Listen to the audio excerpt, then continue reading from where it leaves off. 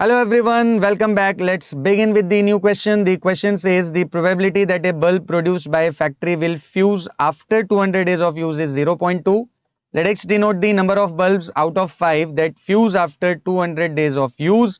Find the probability of X equal to 0, X less than or equal to 1, X greater than 1 and X greater than or equal to 1. काफी सारी probabilities find करनी है, so let's not waste time. Let's quickly begin with the solution. सबसे पहले देखिए ये जो question है ये क्लियर कट केस है बाइनोमियल डिस्ट्रीब्यूशन का। एंड बाइनोमियल डिस्ट्रीब्यूशन में आपको कोई भी प्रोबेबिलिटी अगर फाइंड करनी हो तो आपको सिर्फ एक फॉर्मूला यूज करना है। And what is that formula? The formula is this: probability of x equal to x is given by n c x p raise to x into q raise to n minus x. तो हमें भी क्या find करनी है? अलग अलग probabilities find करनी है। तो उसके लिए हम यही फॉर्मूला यूज करेंगे। बट ये फॉर्मूला यूज करने के लिए सबसे पहले हमें एन पी एंड क्यू की वैल्यूज फाइंड करनी पड़ेगी। तो चलिए सबसे पहले इन तीनों वैल्यूज को फाइंड कर लेते हैं। अब क्वेश्चन में देखिए जो फैक्ट्री में बल्ब्स प्रोड्यूस हो रहे हैं उनमें से हमने कितने बल्ब्स का सैंपल लिया हुआ है? 5 बल्ब्स का, राइट। तो हमारे केस में n जो है नंबर ऑफ सैंपल वो कितना हो जाएगा? 5। तो n इज 5। अब आगे यहां पर x क्या डिनोट कर रहा है? Number of bulbs that fuse after 200 days of use. तो हम भी x को वही ले लेते हैं। x क्या है? Number of bulbs fusing after 200 days. Now you guys tell me, अगर x number of bulbs fusing after 200 days है और हमने कितने बल्ब्स का सैंपल लिया हुआ है? 5 बल्ब्स का। तो x की क्या क्या पॉसिबल वैल्यूज हो सकती है? देखिए, हो सकता है कि जो 5 बल्ब्स का सैंपल हमने लिया उनमें से एक भी बल्ब जो है वो 200 डेज के बाद फ्यूज ना हो, या 5 में से हो सकता है कोई एक बल्ब फ्यूज हो जाए, या 2 या 3 या 4, या ये हो सकता है कि सारे पांचों के पांचों बल्ब जो है वो 200 डेज के यूजेज के बाद क्या हो जाए? फ्यूज हो जाए। सो इफ n इज 5 तो x की पॉसिबल वैल्यूज क्या क्या हो सकती है? 0 और 1 और 2 और 3 और 4 और मैक्सिमम इट कैन बी 5। अब नेक्स्ट स्टेप में हमें क्या फाइंड करनी है? P की वैल्यू। अब P क्या होती है? Probability of success. तो हमारे केस में सक्सेस क्या है? जिस बारे में क्वेश्चन बोल रहा है वही हमारे लिए सक्सेस है। तो question is talking about bulbs fusing after 200 days, correct? Question इसी बारे में। तो P क्या हो जाएगा? Probability that bulb is fusing after 200 days. And ये जो प्रोबेबिलिटी है ये क्वेश्चन में हमें ऑलरेडी दी हुई है एज 0.2, राइट। तो P की वैल्यू सीधे सीधे क्या आ जाएगी? 0.2।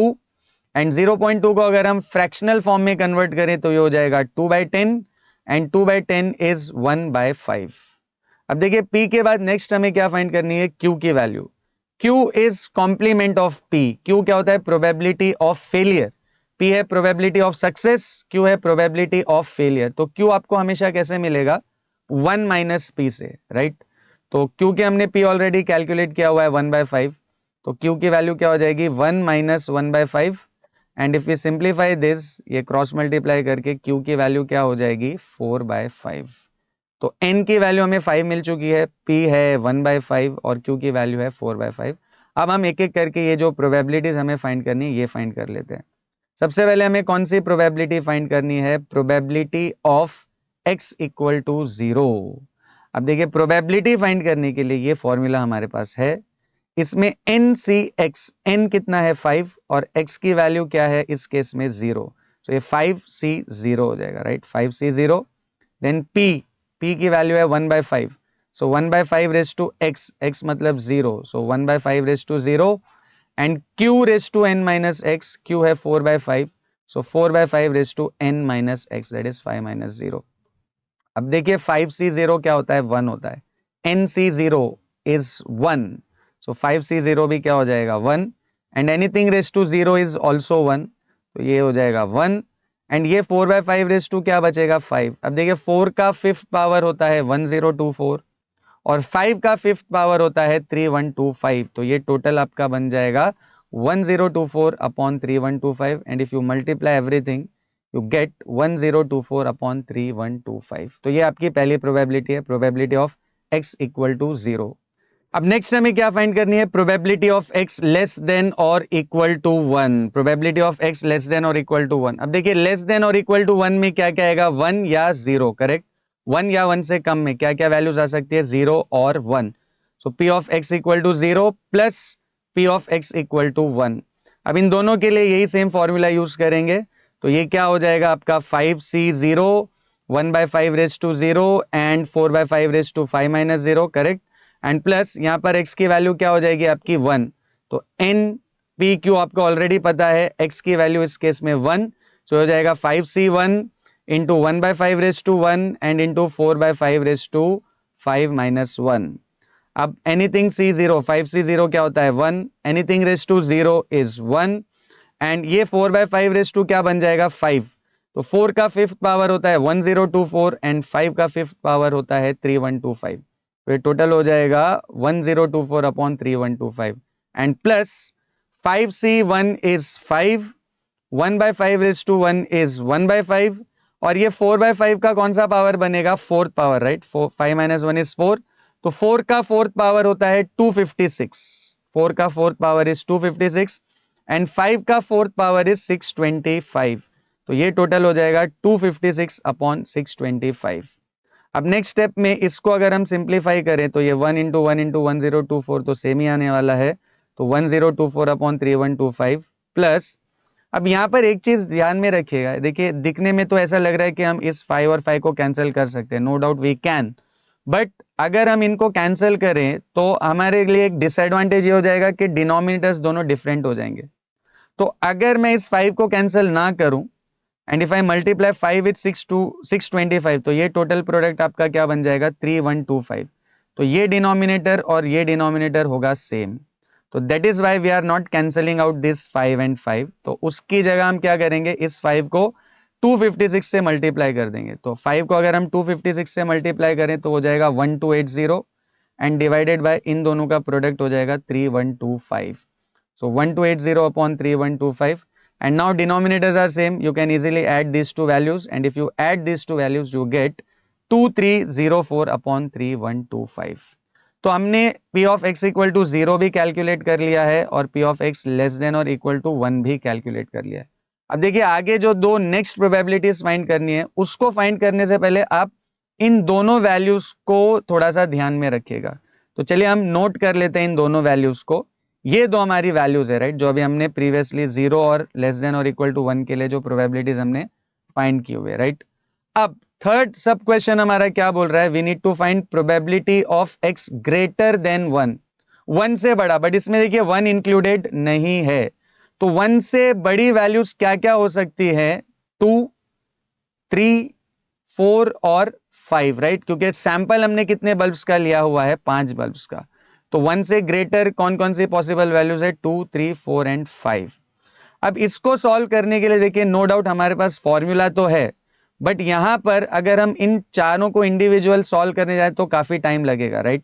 तो इसका एक दूसरा ऑप्शन क्या है, वी नो x की टोटल पॉसिबल वैल्यूज है 0, 1, 2, 3, 4, 5. अब इन 6 वैल्यूज में से यहां पर हमें कौन कौन सी वैल्यूज चाहिए, 2, 3, 4, 5, 2, 3, 4, 5.